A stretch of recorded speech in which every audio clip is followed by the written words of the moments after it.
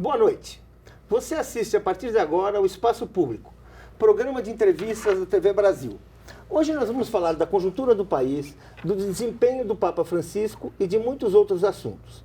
Nosso convidado é o teólogo e escritor Leonardo Boff, um dos mais respeitados pensadores do país.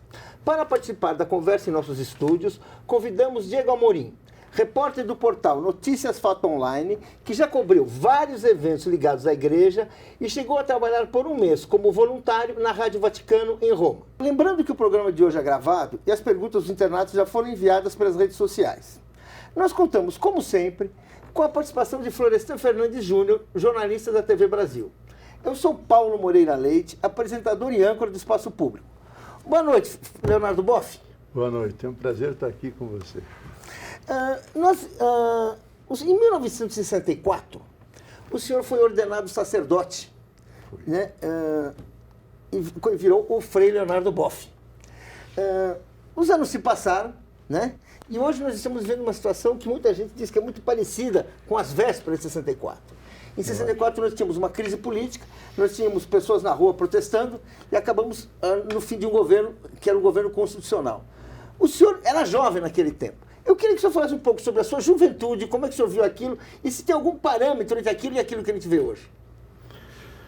Olha, é uma situação curiosa, porque em 64 eu temia e todos os conventos já tinham pavor do comunismo. Então nós éramos para ter apoio às forças conservadoras, etc. E líamos Gustavo Corsão e tínhamos raiva de Alceu Moroso Lima. E hoje a situação é contrária.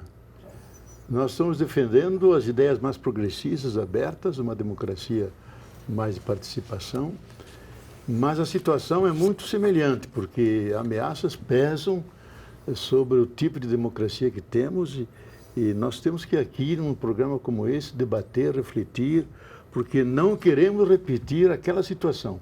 As circunstâncias são semelhantes. O desfecho não pode ser igual. Tem que ser diferente. Muito bem.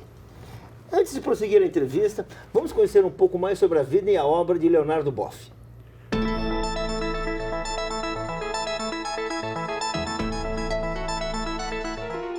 Genésio Darcy Boff, ou Leonardo Boff, como é conhecido, nasceu em Concórdia, Santa Catarina.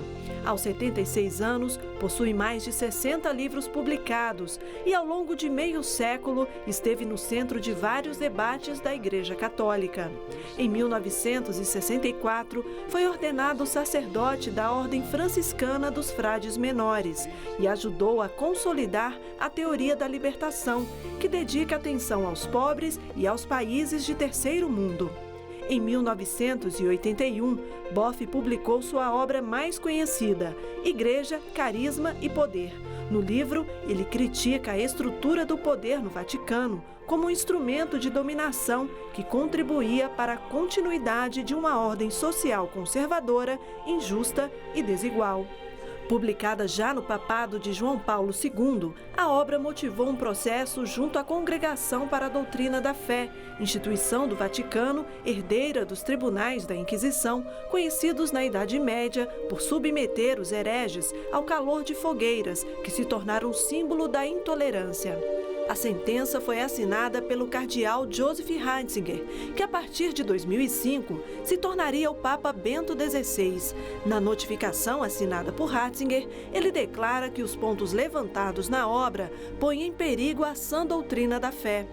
Boff perdeu sua cátedra e outras funções na Igreja Católica. Foi julgado a um regime de silêncio obsequioso e proibido de publicar novas edições de Igreja, Carisma e Poder. Em 1992, Boff afastou-se da estrutura da igreja.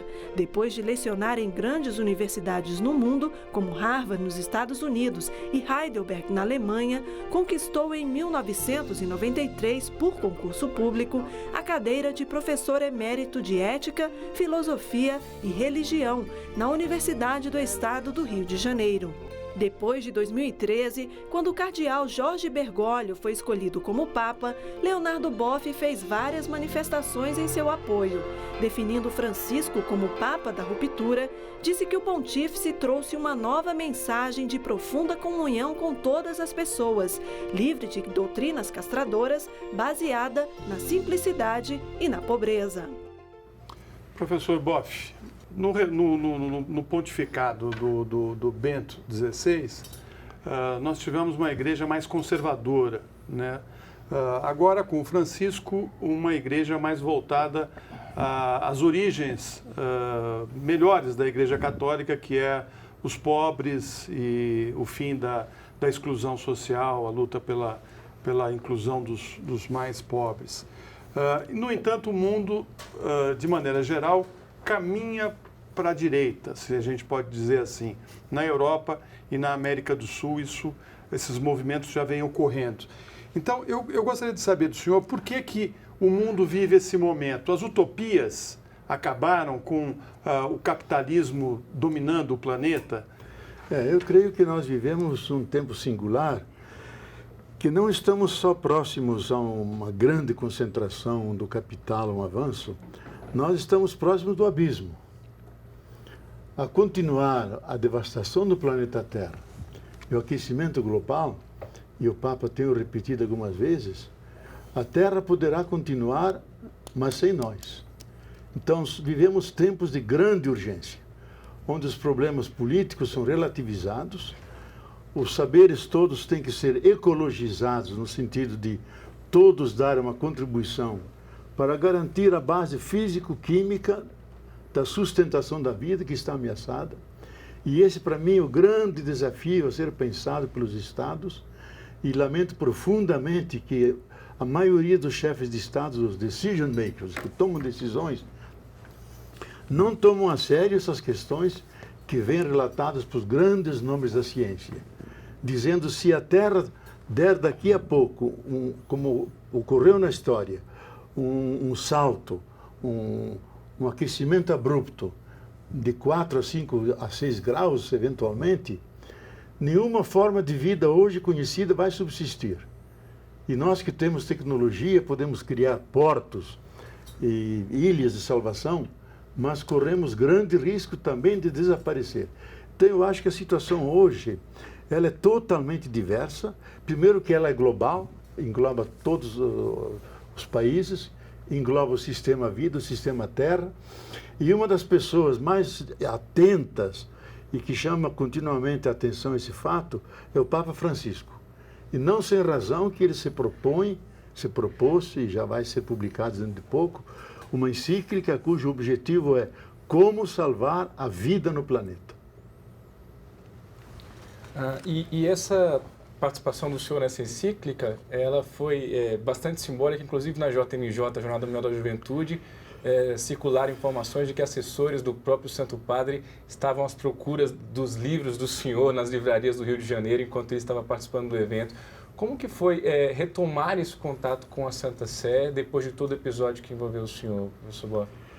Bom, eu acho que com o Papa Francisco chegou uma primavera na igreja, depois de um longo e tenebroso inverno, como diz o poeta.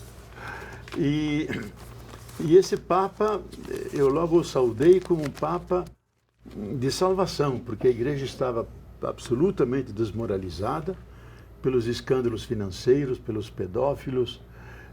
Nenhum cardeal europeu queria ser candidato, porque enfrentava uma crise terrível e tiveram que buscar alguém de fora. Então, eu acho que o nome dele, Francisco, é mais que um nome. É o símbolo de um projeto. Projeto de uma igreja simples, aberta a todo mundo, um projeto político de diálogo com todos os povos, sem discriminação nenhuma, renuncia àquela exclusividade da igreja ser a única portadora da verdade, diz todos devemos nos unir, apoiar um ao outro para servir a humanidade. Então ele trouxe uma atmosfera nova e a igreja começou a ser novamente um lar espiritual. O que em muitos países, como na Alemanha, que havia uma imigração enorme de católicos, e em outros países, estão voltando. E nós hoje nos sentimos orgulhosos.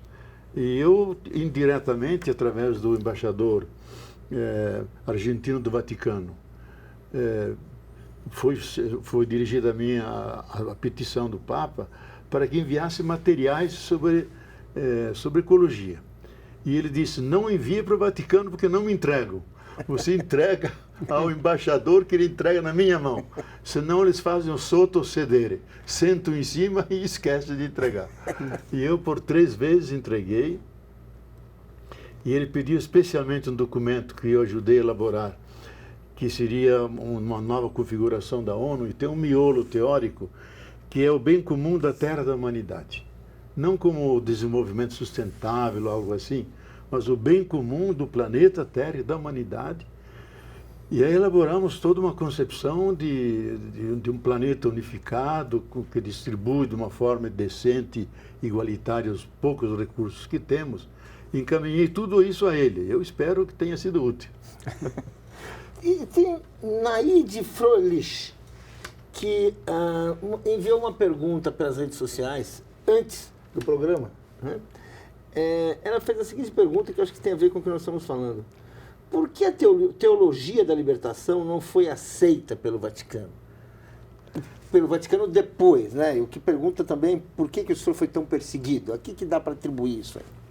Olha, eu acho que, eu digo com toda sinceridade, o cardeal Ratzinger, João Paulo II, nunca entenderam a teologia da libertação.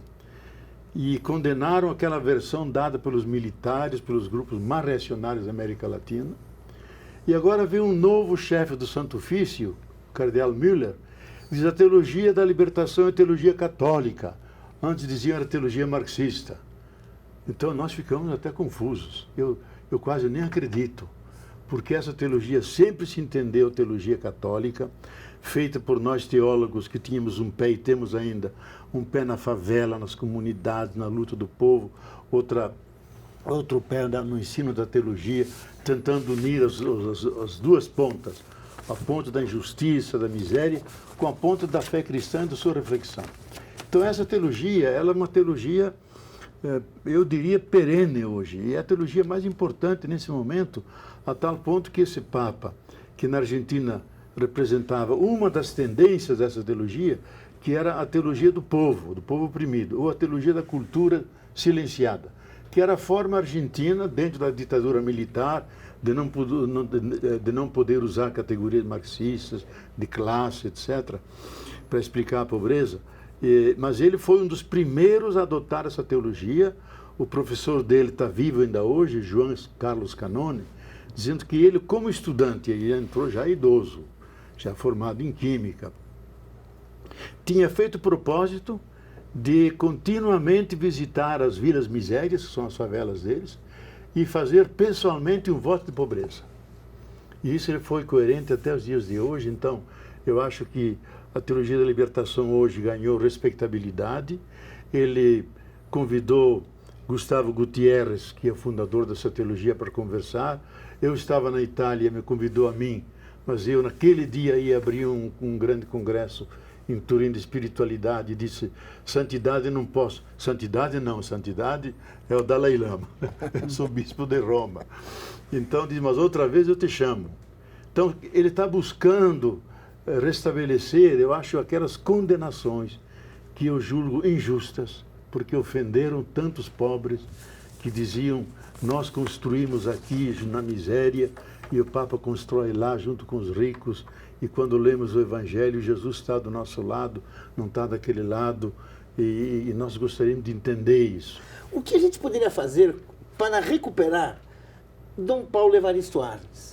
Porque eu acho que nesse processo de condenação e de compreensão e de intolerância no interior da igreja, ele foi, assim, a sua diocese foi esquartejada, os seus bispos, e ele vive hoje, assim, não há uma maneira, será que o Papa não vai fazer alguma coisa? Porque ele é um sujeito que chegou a ser cogitado para prêmio Nobel, ele teve um papel que nós sabemos que foi muito além do cristianismo no Brasil, de defender presos políticos, de denunciar a tortura, denunciar a miséria, e ele pagou com a perseguição, né? Perseguição. Existe, você não imagina alguma forma de se reparar esse destino? Olha, eu fui aluno dele da teologia, Ele teve a coragem de me acompanhar em Roma e depois do meu interrogatório com Ratzinger, ele teve e comigo presente, Dom Aloysio Lorscheider, uma séria discussão com Ratzinger, me defendendo, coisa que Ratzinger nunca perdoou e o Vaticano nunca perdoou. Ah, porque ele enfrentou? Enfrentou e disse, o senhor não entendeu a teologia da libertação, porque uma semana antes ele havia publicado o documento condenando a teologia. O senhor não entendeu, o senhor quis construir uma ponte, em vez de chamar um engenheiro, o senhor chamou um gramático. Então a ponte não surge. Eu quero e exijo que o senhor escreva um outro documento. E, de fato, 2 anos depois escreveu.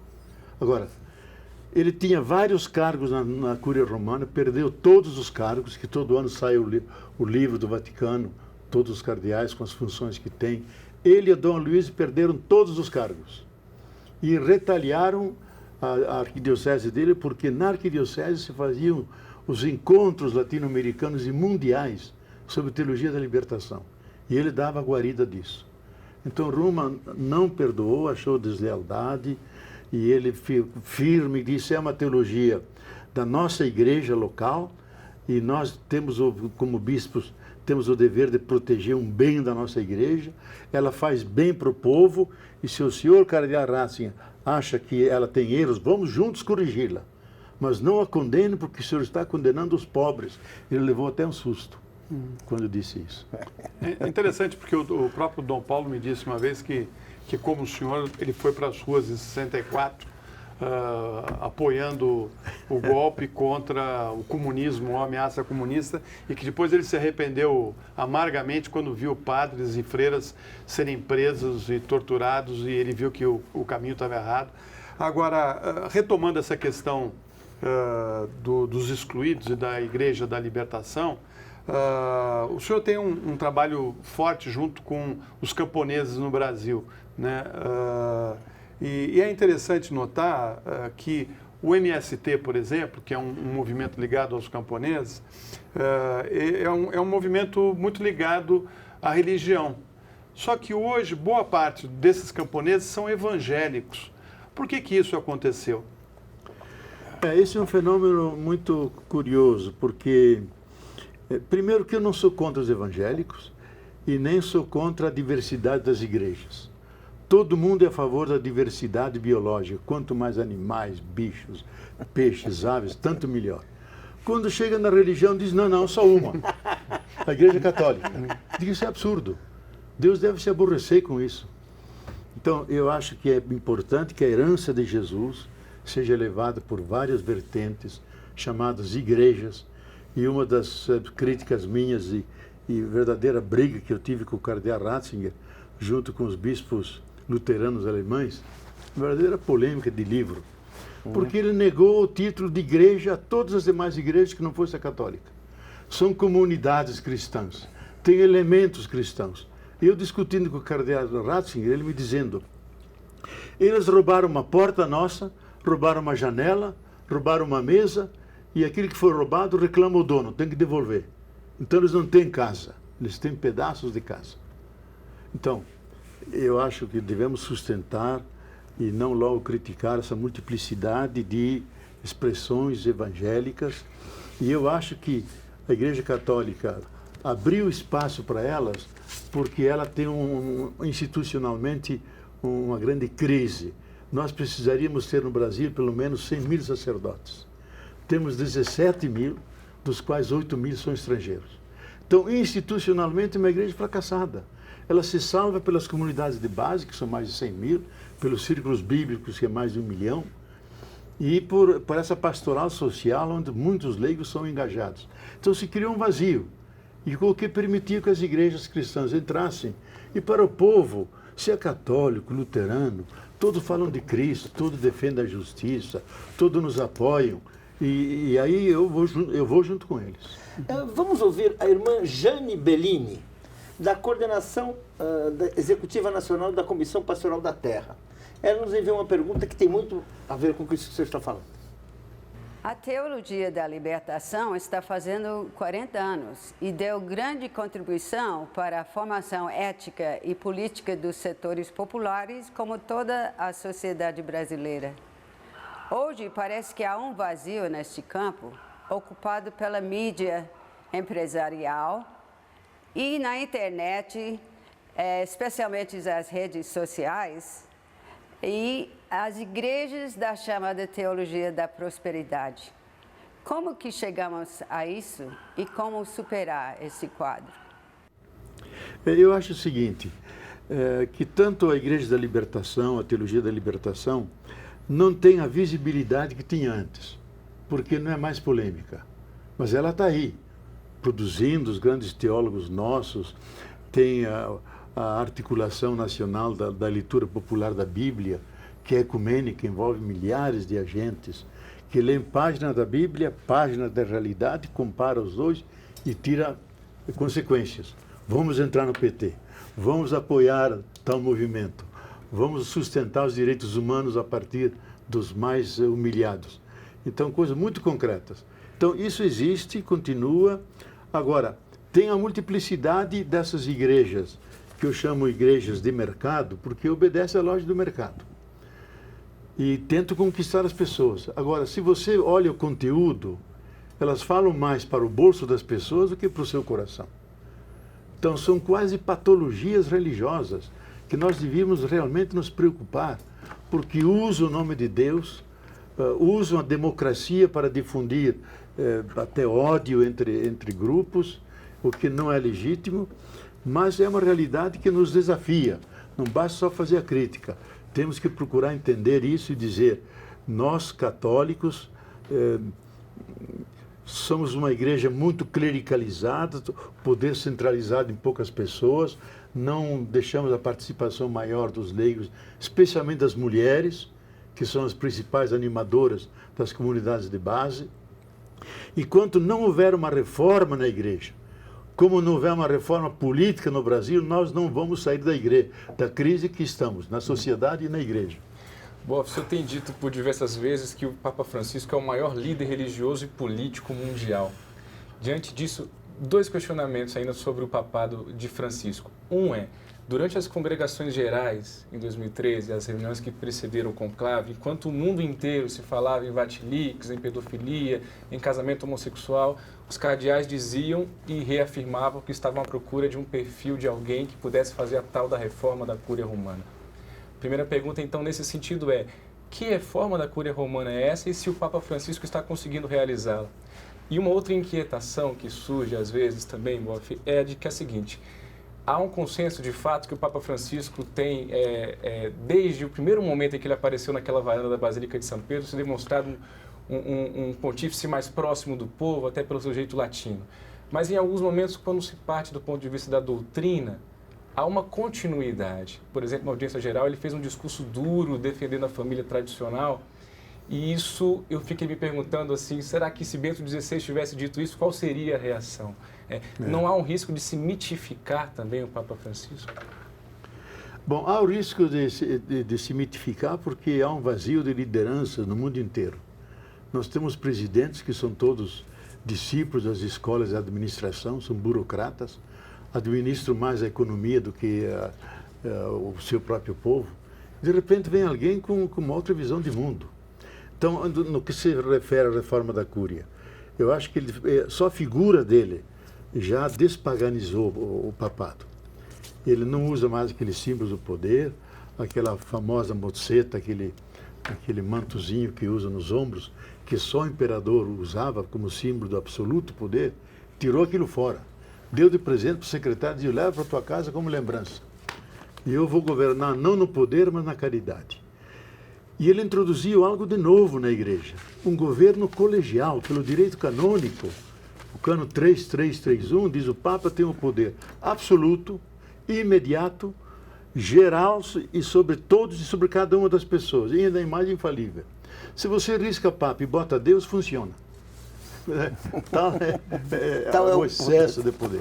Ele não renunciou a tudo isso, se sente não Papa da Igreja Universal, bispo de Roma. E como bispo de Roma, lógico, tem a presidência das igrejas. Então, esses fatos são fundamentais e, para mim, o outro gesto simbólico que implica uma teologia, que antes dele dar a bênção ao povo, ele pediu a bênção ao povo de Deus. Isto é, a categoria central para ele não é o poder sagrado, não é a jerarquia. A categoria central que ordena a igreja é a categoria povo de Deus. Povo de Deus em marcha. E os padres têm que ter cheiro de povo, de ovelhas, têm que andar juntos. Então, nisso ele reformou. Lógico, é um processo longo a reforma da Cúria. Ela tem mais de 1000 anos, incrustado com 1000 hábitos e cerimônias. Ele está desmontando, não quer morar em palácio, come na fila com todo mundo e diz com humor ao telefone, assim é mais difícil me envenenar, porque, lógico, vários papas foram envenenados.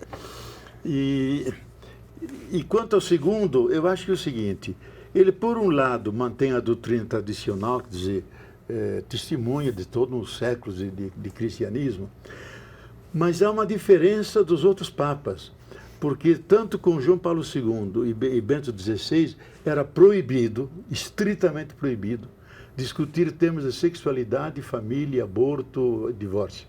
Esse não. Deixou discutir, pediu para fazer consultas internacionais, ele dá a opinião dele sobre os homoafetivos, foi extraordinária. Diz, quem sou eu para julgar? E se eles são, e houver amor, eles têm que viver com responsabilidade. Então, ele abriu brechas que permitem à igreja ser mais flexível. E o próprio sínodo mostra uma grande discussão. E quando a discussão na primeira sessão pendia mais para a direita, de repente ele cancelou. E vamos fazer pausa, voltamos para nossos países, para ganhar tempo. Então, eu espero que ele permita essa discussão ampla e possivelmente deixe essas questões às igrejas continentais, delas encontrarem os caminhos pastorais, isto é, tirar da categoria da doutrina para passar para a categoria da pastoral. Como tratar casais que estão desquitados ou são divorciados, são cristãos exemplares. Isso em cada região é diferente e os bispos encontram continentalmente um caminho que seja responsável e, ao mesmo tempo, permita a liberdade dos filhos de Deus. Boff, a gente tem visto no Brasil, dos últimos anos, um país em ebulição, né? Com manifestações e, mais recentemente, a gente tem vivido aí um processo na política mais tenso, né? Me parece que a grande maioria da população pobre não está indo para a rua, né? Quem está indo para a rua são as classes mais abastadas, que pela primeira vez parece que se unificou, né? Num caminho parecido com o que houve em 64, como o senhor disse no começo. Naquela época o senhor falou que apoiou o golpe. O senhor hoje, qual é a sua posição política? O que o senhor está achando desse momento que o Brasil está vivendo? E por que nós estamos vivendo esse momento de intransigência e de ódio? Olha, eu acho que, antes de mais nada, nós devemos dizer duas coisas. Que, com a vitória do PT e seus aliados, ocorreu aquilo que Caio Prado Júnior diz na Revolução Brasileira. Ocorreu isso. Uma revolução democrática, pacífica, onde o sujeito do poder não é mais as classes tradicionais, são os movimentos sociais, populares, que organizaram um grande poder social que se afunilou para um poder político e criaram o PT. E de um sobrevivente da tribulação brasileira, Lula, se apareceu então uma figura carismática como presidente. Então, houve uma revolução. Os próprios petistas quase não usam essa categoria, eu insisto nela, porque houve uma mudança fundamental na forma de organizar o Estado, isso é, de um Estado privatista, de um Estado classista, para um Estado mais republicano, mais social, que abre espaço para as políticas públicas. Então, isso eu acho que é o fundamento e que dá insegurança às classes privilegiadas que sempre ocuparam o Estado de forma patrimonialista, isto é, se aproveitando da situação de poder para benefício pessoal e de seus parentes, usando o erário público para se enriquecer. Então, isso, digamos, se desmantelou essa estratégia. Isso não significa que não houve corrupção, que não houve desvio, mas, fundamentalmente, como estrutura, nós precisamos entender isso e, o mais possível, manter e consolidar essa revolução. O segundo é uma questão mais internacional. O que preocupa, digamos, os Estados Unidos e as grandes multinacionais é que destino dar à 7ª economia mundial e que orientação oferecer e sugerir e eventualmente impor ao Brasil devido à sua imensa riqueza ecológica, porque dentro de poucos anos a economia de base será a economia baseada na ecologia, e o Brasil, nesse sentido, está na ponta dessa realidade nova de uma economia baseada na ecologia, e não querem deixar que ele se afaste do alinhamento da lógica do império e daquilo que domina no mundo de hoje. E ele está tentando fazer um caminho próprio, mais soberano, em diálogo efetivamente com todos os países, com os Estados Unidos, mas com soberania. Então nós estamos vivendo agora um processo em que essas forças, eu diria, mais da direita, elas conseguiram se articular, criaram um movimento muito grande. Eu creio que elas não têm projeto nenhum. O projeto, no meu modo de ver, se resume em 2 pontos. É manter uma agenda de crise durante todo o tempo do governo da Dilma, impedindo que ela governe. E segundo, difamar, desmontar, até caluniar a figura de Lula e do próprio PT, para que em 2018 eles não possam aparecer com candidatos e nem possam ganhar eleições. Vamos fazer um rápido intervalo, mas voltamos em instantes com o teólogo Leonardo Boff. Não saia daí.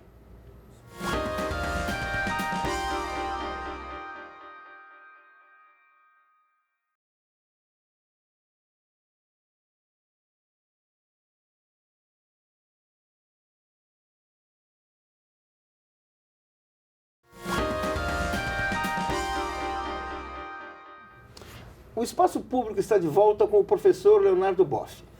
Vamos ouvir Carlos Moura, secretário executivo da Comissão Justiça e Paz, CNBB. Ele nos enviou uma pergunta.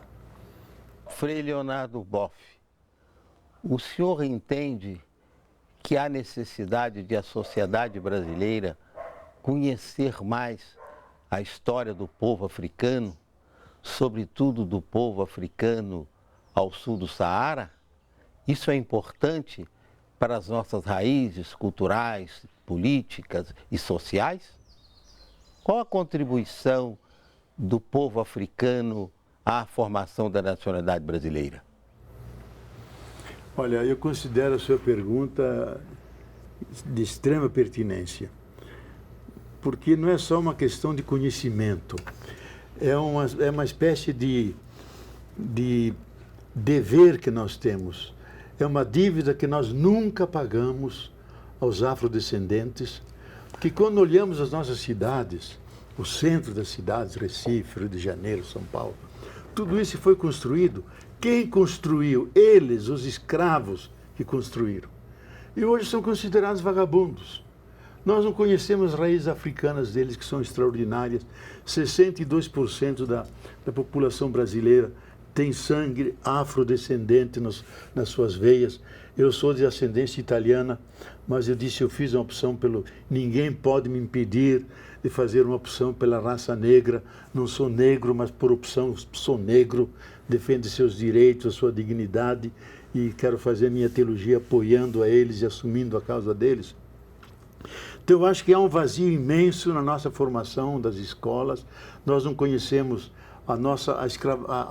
a história da escravatura brasileira, especialmente as revoltas deles. A gente só conhece a dominação, como eles eram escravizados, não conhecem a alta dignidade que eles mantiveram, se rebelaram. São centenas e centenas de mocambos, não, de onde se refugiavam os negros. E isso mostra que a escravidão... Quilombos. Mostra que a escravidão nunca foi pacífica, porque ela é profundamente indigna. Ela trata a pessoa como uma peça, que esse é o nome que diziam, colocavam no meio da praça e a pessoa ia lá ver os dentes, ver os músculos e ver todas as partes, se era saudável, como se fosse um cavalo, como se fosse um animal, pois assim eram tratados. E nós não contamos essa história. Só para aproveitar a pergunta, a igreja também teve um papel muito ruim na época da escravidão, principalmente aqui no Brasil. O senhor acha que a igreja conseguiu se redimir com relação a esse período tão ruim, né, da escravidão no país? Existe cotas hoje dentro da igreja? Como é que a igreja trata esse assunto? Olha, eu assisti como seminarista ainda em 1953, que nenhum seminarista negro podia entrar no seminário. E entrou um, onde eu era estudante, que recebeu tanto bullying que teve que ir embora, coitado, porque era negro. Porque se dizia, quem tem sangue sujo não pode ser padre, porque não vai observar o celibato, porque são negros, eles são quentes. Então a igreja só teve um jesuíta que atacou a escravidão, e no primeiro navio que passou pelo Rio de Janeiro foi enviado para a Europa. Porque a igreja tinha escravos. Se você vai no convento de Santo Antônio, no Rio de Janeiro, ou no Largo São Francisco, no convento franciscano, os frades estavam cercados de escravos. Cada frade tinha seu escravo. O guardião tinha dois escravos e uma era escrava. De vez em quando no Rio alguém grita ainda, meu bisavô era um frade. Lógico, havia uma profunda promiscuidade. A igreja nunca, e nós devemos dizer por verdade, ela nunca pagou a dívida que ela teve, não defendendo-os porque ela mesma tinha escravos, e não permitiu, não abriu espaços maiores para vocações, e hoje, graças a Deus, estão crescendo, especialmente entre as religiosas, que são extraordinariamente zelosas nas comunidades, muitos seminaristas, sacerdotes, bispos negros, que dignificam a sua tradição, teólogo que se deixa iniciar dentro da própria religião afro-brasileira, porque se sente também negro e quer conhecer outro lado e experimentar também o que significa, o que Deus fez lá com eles. Então, eu acho que é uma dívida que tanto a sociedade como a igreja tem e que não foi saldada suficientemente até hoje. Eu gostaria de fazer uma pergunta. O senhor falou um pouco de promiscuidade, das pessoas que falam, meu avô era frei, aqui perto tem uma propriedade em que era um bispo que tinha muitos netos que ficaram com a propriedade, enfim, existem várias, todas essa história. O senhor é a favor do celibato? Eu sou a favor do celibato livre, celibato com opção. Que a pessoa, lógico, opta a ser celibatário, pode ser um médico, pode ser um padre. Eu sou contra a lei do celibato. Isto é, que alguém que quer ser padre, servir a comunidade, tem que obrigatoriamente ser celibatário. E às vezes tem um carisma de servir, de se comunicar com a comunidade, queria ser padre, mas porque tem dificuldade, gostaria de ter uma família, não pode. Então, uma das coisas que eu espero que esse Papa faça duas coisas. Primeiro passo, aqueles 100 mil padres casados que existem na igreja hoje, que eles possam assumir o seu ministério lá na sua casa, na sua região. Talvez um segundo passo, que o celibato seja optativo. Quem quiser seguir o celibato, ótimo. Quem quiser casar-se, será um longo caminho, porque não é só uma questão moral, pessoal, entra a questão de bens, uma questão complicada, porque celibatário, lógico, fica tudo na mão da igreja. Agora tem família, você tem que criar os filhos, tem que ter bens, e cria uma outra estrutura. E essa estrutura que é a verdadeira revolução, não é pôr ou tirar o celibato. Boff, nós tivemos a eleição do novo presidente da CNBB, Conferência Nacional dos Bispos do Brasil, lá em Aparecida. Dom Sérgio da Rocha, arcebispo de Brasília, foi eleito com uma larga margem de votos, e ele vai suceder Dom Damasceno. Os dois são vistos como um perfil conciliador que conseguem transitar bem ali nas alas progressistas e conservadoras da igreja. Qual o papel da CNBB hoje na igreja do Brasil e também do ponto de vista político? Ela perdeu peso político nesses últimos anos, na opinião do senhor?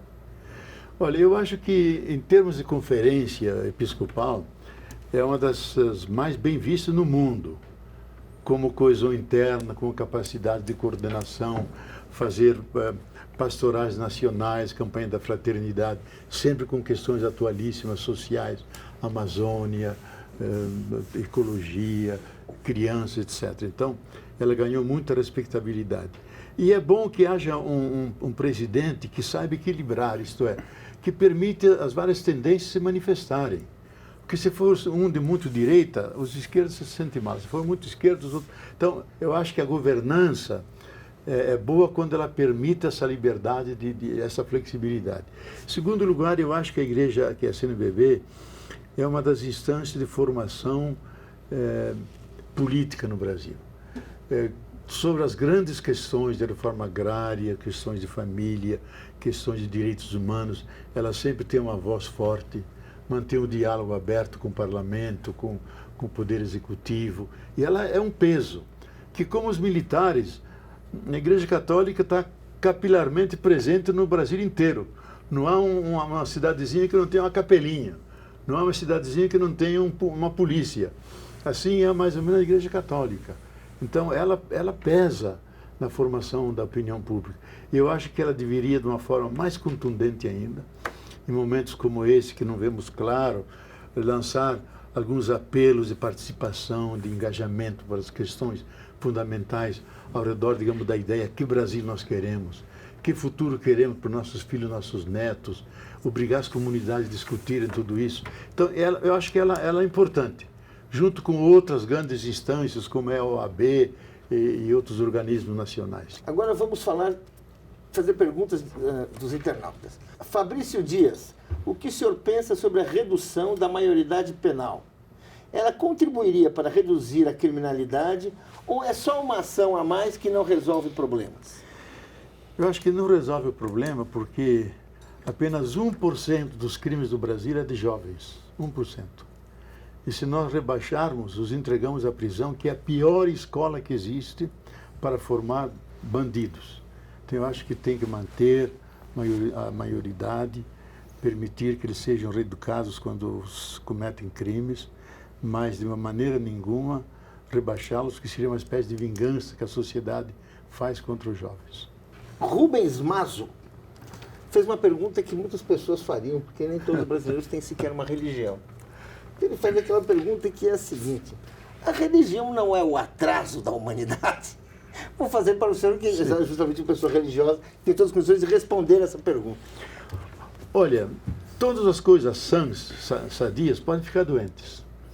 E hoje quase todas as religiões estão doentes. Doentes de fundamentalismo. E aí atraso. Porque as pessoas ficam rígidas, não dialogam, excluem, etc. Agora, a função principal da religião é dar aquela aura que o ser humano precisa para dar um sentido mais profundo da vida. Ele não é um animal faminto que se sacia apenas com pão. Ele tem 1000 fomes, fome de amor, de comunhão, solidariedade, tem indignação contra a injustiça. Então a religião trabalha essas questões e diz: há uma instância suprema que rege esse universo, que tem 1000 nomes. É Tal, é Alá, é Javé, é Deus, não importa o nome. E ela diz: e essa realidade nos acompanha, nós estamos na palma da mão dela, está dentro de nós na forma de entusiasmo. Me agrada muito essa palavra, porque em grego entusiasmo significa ter um Deus dentro.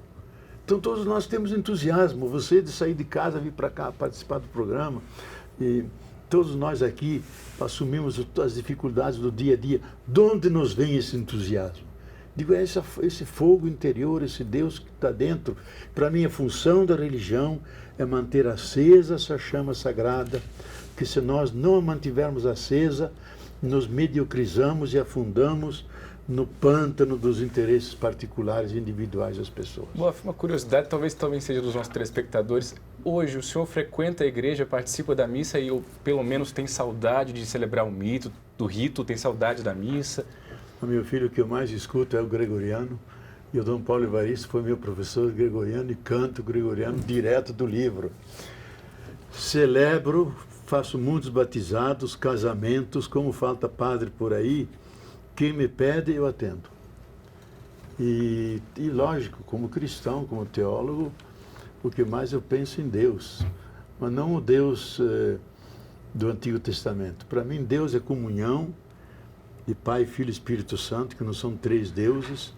É uma Deus que é comunhão, que é amor, que nos acompanha, nos cerca para todo lado. Na frente da minha casa plantei 3 ciprestes, cada um é o Pai, o Filho e o Espírito Santo. Eu entro e saio de casa, passo lá, os pelos quase se erguem de tanta energia que tem aquela realidade. Então, eu acho que eu tenho uma... Mais importante que a religião, Diogo, eu acho que é a espiritualidade, sabe? Porque as religiões fazem guerras. E as mais guerreiras são as religiões abraâmicas, judeus, muçulmanos e cristãos. Agora, a espiritualidade não.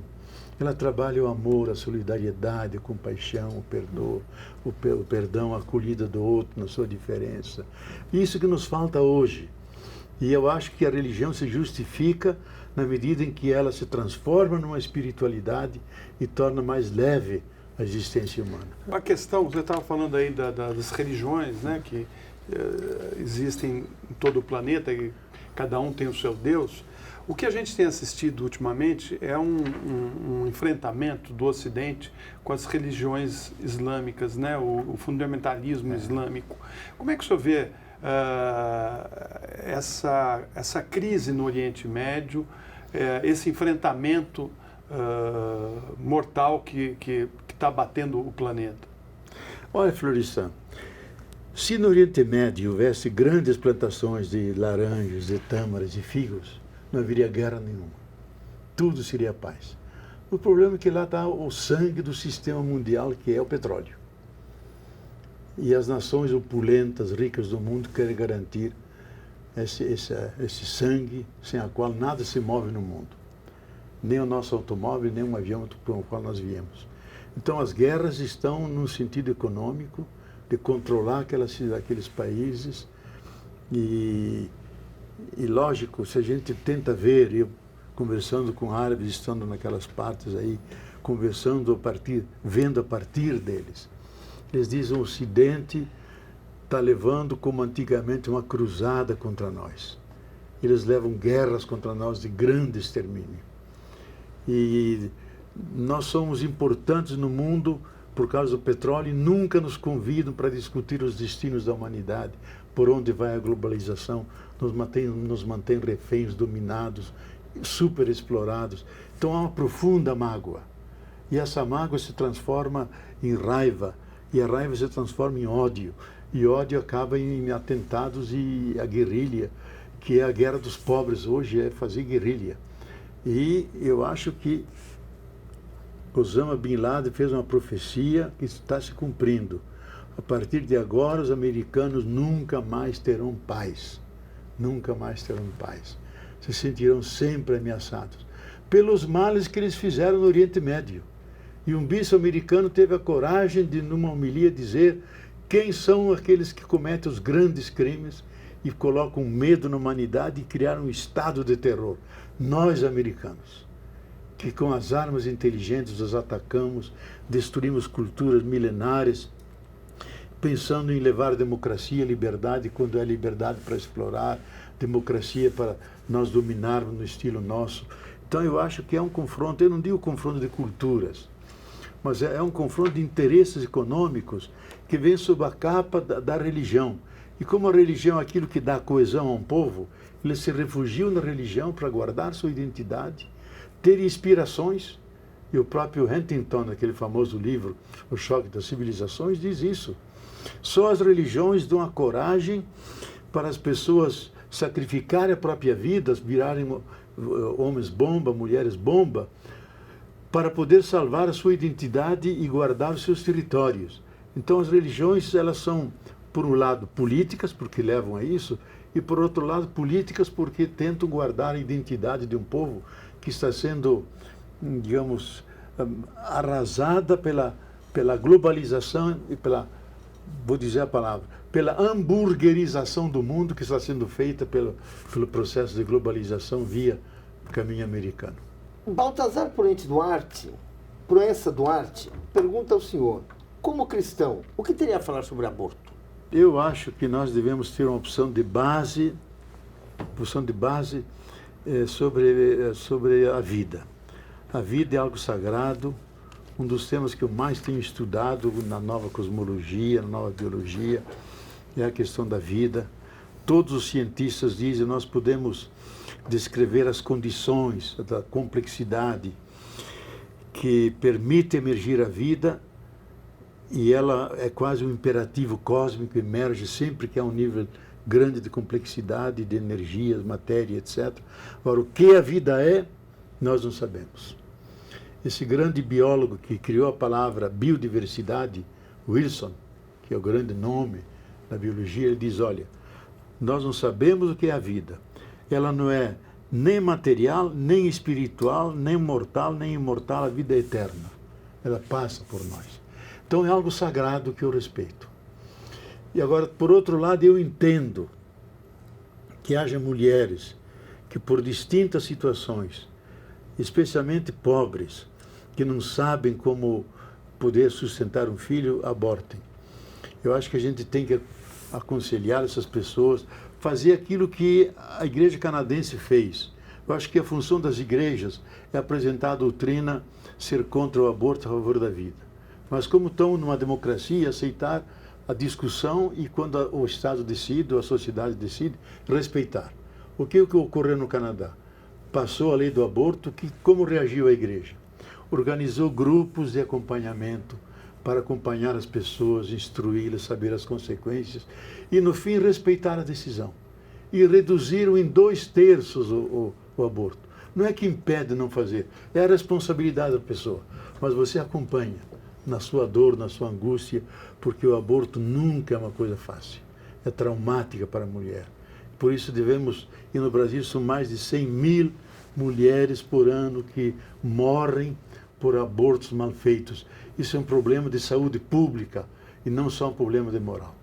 Uma pergunta que está em vários internautas aqui é o apoio do senhor aos governos do PT.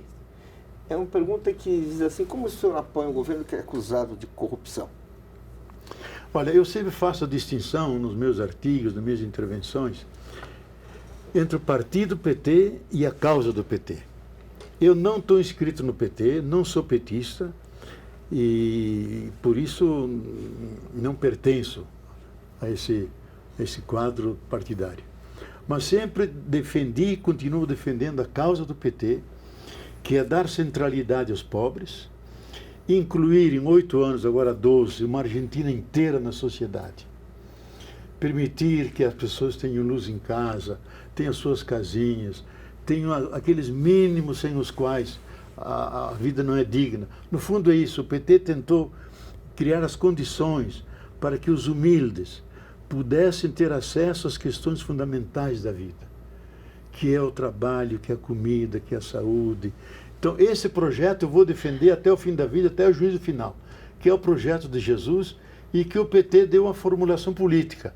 Não significa que eu deixe de fazer críticas ao PT, mas essa causa tem que ser salvaguardada e eu me admiro que muitos a critiquem, porque em 500 anos ninguém fez uma política assim. Eu vou fazer uma pergunta para o senhor, que o senhor comentasse aqui. Saiu uma notícia recente no jornal O Globo sobre salários de 10 maiores empresas brasileiras. Os salários dos executivos. Ele deve subir? Nós estamos vivendo um país que está tendo terceirização da mão de obra, tem um projeto aí, né? Provavelmente vai ter assim, o desemprego vai subir, mas as 10 grandes empresas, assim, numa delas o salário anual para os anos executivos será perto de 4 milhões de reais por ano. Eu queria que o senhor comentasse, falando isso, assim, num país onde assim, o salário médio do trabalhador com carteira é 2.000, o salário do trabalhador sem carteira é 1.500, queria que o senhor comentasse um pouco dessa desigualdade, desse caldeirão humano, assim, que isso aqui, para mim, realmente é um dado chocante, esses volumes, que assim, são volumes de padrão internacional, como se a gente fosse um país assim. Como é que o senhor vê isso aí? Olha, eu acho que talvez a grande chaga da democracia brasileira, que é uma democracia, no meu modo de ver, de baixa intensidade, é a desigualdade profunda. Até recente data, nós éramos o 3º país mais desigual do mundo. Com as políticas sociais dos governos do PT, passou a 13º mais desigual, então é profundamente desigual, e que se revela nos salários. Então, se nós compararmos democracia com desigualdade, a democracia parece a sua contradição, porque ela vive da igualdade básica dos cidadãos, face à lei, face aos bônus e ônus, aos benefícios. Então, Eu acho que uma das coisas que o PT não conseguiu fazer, ele fez uma distribuição da renda, permitiu, mas não fez uma redistribuição. Redistribuição é pegar de quem tem mais, desses que mandaram seus dinheiros para a Suíça, que são mais de 20 bilhões de reais. Pegar e repassar para aqueles que têm menos. Isso seria criar justiça social, que é a coisa que mais nos falta no Brasil. E o objetivo básico da teologia da libertação é a opção pelos pobres contra a pobreza a favor da justiça. E a oposição entre da pobreza não é a riqueza. O contrário da pobreza é a justiça social. Então esses dados revelam o nível de justiça que temos e a fragilidade de nossas instituições que não conseguem superar esse fosso tremendo que estigmatiza a vida dos pobres. Por outro lado, o Partido dos Trabalhadores também fez uma política industrial privilegiando a indústria automobilística, privilegiando os lucros dos bancos, fazendo campanha com dinheiro de empreiteiras, ou seja, repetindo o modelo de todos os outros partidos dessa democracia que nós vivemos e que, estranhamente, passou a ser um problema só de um partido e não do todo. Como é que o senhor entende isso? Eu acho que ninguém entende. Quem devia entender bem seria o juiz Moro, que eu acho que ele não está fazendo justiça, porque ele está só vazando coisas do PT e não dos demais partidos. O partido PP tinha muito mais deputados envolvidos com Lava Jato do que o PT. Desse não se vaza nada. Do PSDB, dos demais partidos, nada. É focado, se faz bullying em cima do PT. Uma concentração fantástica. E tudo que não dá certo é culpa da Dilma. O preço da cebola subiu, culpa da Dilma. Depende do lugar, do mercado, não tem nada a ver com a Dilma. Então, eu acho que houve erros e desvios que nós precisamos reconhecer. Agora, o que eu não acho legítimo, que em nome desses 50 que estavam na Petrobras e que desviaram milhões de dólares, a gente frustre a mais de 1 milhão de inscritos no PT, que não tem nada a ver com isso. Isso eu acho uma injustiça. Esses têm que ser identificados, têm que ser julgados, têm que ser punidos. Agora, o que não pode, como se faz agora, que se toma a delação premiada, que é feita por ladrões, por bandidos, por criminosos, dos quais eu não acreditaria em nenhuma palavra. Lembra a Inquisição? E acreditam, e já acusam, e já prendem, sem trazer as provas e aí fazer o julgamento. Isso eu acho absolutamente injusto. A justiça brasileira não é uma justiça justa, é uma justiça partidista. E isso eu acho que não honra a justiça brasileira. E o PT é vítima disso. Mas eu acho que é um ponto que só se cura mediante uma profunda reforma política. O PT deu um passo significativo de dizer, a partir de agora não vamos aceitar mais nenhuma ajuda de empresas. Já é muita coisa. Mas se todos os partidos fizessem isso, mudariam as campanhas eleitorais. Agradecemos ao professor Leonardo Boff, nosso convidado de hoje, por sua participação nesse programa. Também agradecemos a você que está nos assistindo. E ao jornalista Diego Amorim e Florestan Fernandes Júnior. Para saber mais sobre o nosso programa, entre no site da TV Brasil.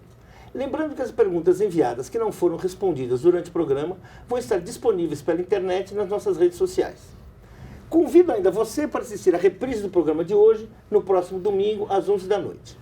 Na semana que vem, temos um novo encontro marcado na terça-feira, às 10 da noite, com mais um programa Espaço Público. Até lá!